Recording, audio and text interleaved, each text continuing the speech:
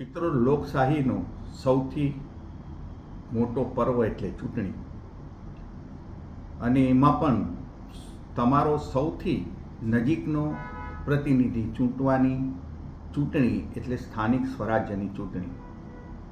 આવતીકાલે તારીખ 26મી એપ્રિલ ને રવિવારના રોજ ગુજરાતમાં આ લોકશાહીના મહાપર્વની ઉજવણી થવાની છે, જેમાં દરેક વ્યક્તિએ એને જે મતાધિકાર મળ્યો છે પોતાના પ્રતિનિધિ ચૂંટવાનો, એનો અવશ્ય લાભ લઈએ.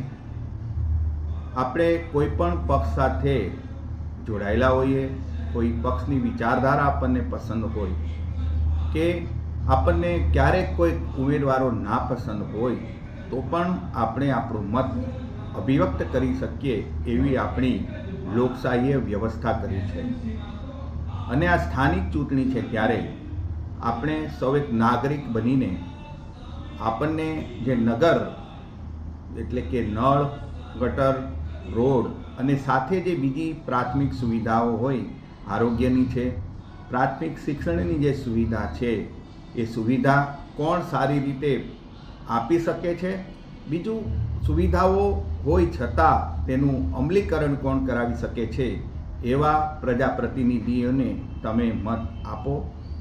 અને આ સ્થાનિક ચૂંટણી છે એટલે એવા વ્યક્તિની પસંદગી કરવી જોઈએ જે અડધી રાતે તમારી મુશ્કેલીમાં ઊભો રહે, તમારો જાણીતો હોય, તમારો મારો નહીં પણ સારો હોય એવા ઉમેદવારની પસંદગી કરીએ. બીજું, આ સંસદીય લોકશાહી છે જેની અંદર તમારે માત્ર તમારો પ્રતિનિધિ ચૂંટવાનો છે. કોણ શાસન કરવાનું છે, કોણ વિપક્ષમાં આવવાનું છે, એ તમારા મતથી નક્કી થવાનું છે એ વાત અલગ છે, પણ તમારે નથી મેયર ચૂંટી લાવવાના કે નથી વિપક્ષના નેતાની પસંદગી કરવાની. જે પણ થશે એ પક્ષીય ધોરણે થશે.